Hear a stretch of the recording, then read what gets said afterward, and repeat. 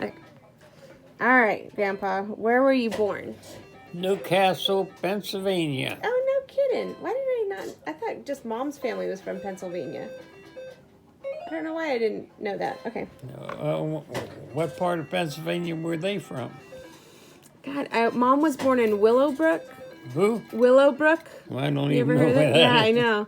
And then I can't remember where Grandma was from, but that's where she and her and Grandpa Tom, Grandma met in Pennsylvania, and Grandpa Tom his family had a business where they would take care of the mentally handicapped. They called it the Lynch Family Homes. Well, I think that was over towards Philadelphia. Oh, is that where it was? Okay. Okay, then maybe in Philly.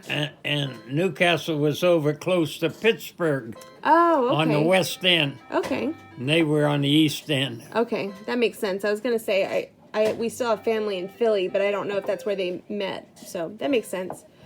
But do you remember growing up in Newcastle? How long were you there for? Oh yeah. Well, actually, So you went in the service, huh? my mother's health was so poor, and so she had very bad sinuses. That sometime I'd come home from grade school or something, and she'd like to get heat. Well, we're talking way back in the 1930s, and she'd have the oven on and her head in the oven. Oh my gosh. Kind of just to get the heat, Yeah. trying to help her headache out. It was, so that's our major reason we come to Arizona eventually. Because it was dry. Yeah, doctor's recommendations.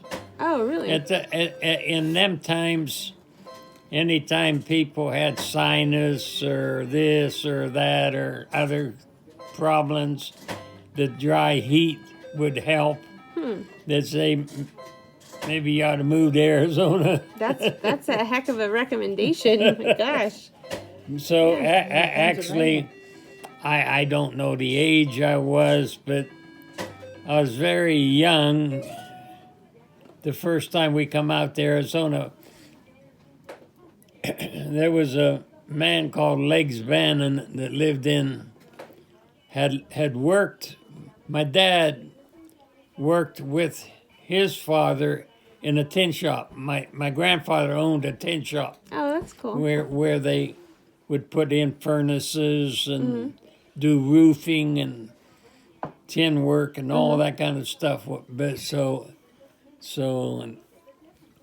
that dad took some time off one time. Maybe I'm going to guess I might have been 13 or that we come out on a. Well, this fellow I'm talking about, Legs Bannon, he had worked with my dad there, but he come out west and was in Globe, Arizona. Oh, okay. So my dad brought us out to Globe to just get a general picture and see how she felt for the time.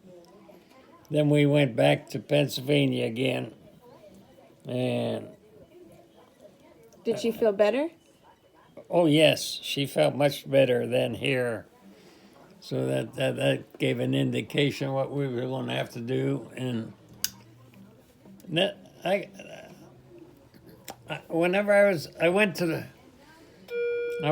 first to the fifth grade in a school called Aiken Street. I remember that. It was whenever you're a young kid, you think of some weird things that happen in life, but Bring me back my purse. from first grade to the fifth grade, Aiken Street wasn't too far from home, but they closed it. There was, to this day, I can remember two things that were strange to remember. But one, it was first time I saw could really come. Well, there's three things. One thing was there was a girl in the school there. She was a nice girl, but her name was Vera Brown. And she was a black lady, black girl. It's only one in the class, but And her name was Brown. Vera Brown, and to this day I can remember that. Yeah. That was one thing. Another thing was there was a guy by the name of his last name was Switzer, and he was the janitor, custodian at that, but he got sick and died. From what? Or just I don't know what killed him, but anyways, he got sick and he died. But they made the whole school go out. There's a big open space in front of the school, and they had us go out there. And when they had the hearse go by the school, and the teachers had taught us, "Goodbye, Mr. Switzer. Goodbye, Mr. Switzer." As the hearse was going by, gosh, and we were just so young. Yeah. Kind of strange deals that happened. The only thing else that happened in Aiken Street that I can remember, you used to have buttons more as fly your pants, but some of them, they were coming into zippers. And I went into a restroom to take a pee, and zipping up my fly, I caught my penis Oh my God. in the zipper. I'm so sorry to laugh. I was screaming and hollering, it hurt, and I Oh. couldn't get it loose. Oh my And God. wouldn't you know, a lady teacher come along and unzip me. I still remember that. Oh my gosh. Yeah, I don't think that's something you'd forget. So it's funny days. Yeah. The strange days. That is From there, I went up. Then they sent me, after they closed the school, the 6th grade was a school called North Street, a lot further to walk. Them days you didn't have school buses, so running around picking you up to take you 2 blocks to school. It was so it was a big walk, 'cause I was on the east side of Newcastle, and that was on the north side. So I walked through town and up the hill to North Street for the 6th grade. Yeah, it was funny. And as far as where we lived, I had a dog, Skippy. When Skippy died, it was real.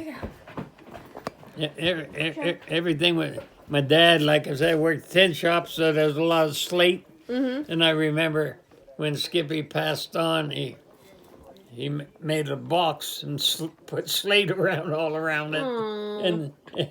And there was a little hilly area by my house. He dug a hole and buried him there. That I guess I'm sure the slate's probably still there. What kind of dog was he, Grandpa? Terrier. One day, woke up. No. My dad and Mom went somewhere, and Skippy was around, and he'd always pick up something. Oh, I don't. Or maybe they might have been home, but anyways, he likes to pick up things and carry them in his mouth. And one day he picked up my mom's false teeth. Oh no. Oh my This gosh. is the most comical thing, seeing a Dog little with terrier teeth. dog walk around, and it just so happened he had him in the correct way, and they No were way. sticking out. That I remember too. Oh well, okay. Let's That's go. pretty Let's funny. proceed. That's pretty funny, Grandpa. After North Street, I went to 7th. I guess junior high school. What was Ben Franklin Junior High School? Yes, I was there for 2 or 3 years, maybe 4. It was during that time as when we went to Arizona, probably another time. Get back, so then somewhere along the line, right in there, while I'm in Ben Franklin, Dad had an old panel truck, no windows on it, just they called them panel trucks at that time, and so he put all the stuff we had in it, and we had just so much space on top. Oh,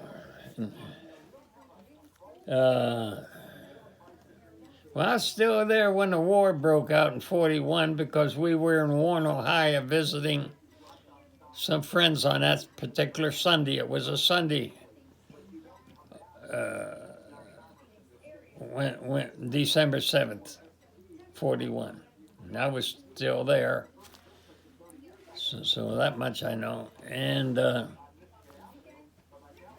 we were just getting ready to eat dinner whenever come upon news that Pearl Harbor had been Yeah. bombed. So How old were you? How old would you have been? 13 or 14 then? well, let's see. I was born in 28, 41, 28, 38, 13. What did you think about that? Or 12, really, because I wouldn't have to hit 13 yet. Well, as a kid, you just get excited with all the other adults being excited, Right. but you really don't quite understand. But it was shortly after that we got that. Dad loaded the panel truck with every possessions we had,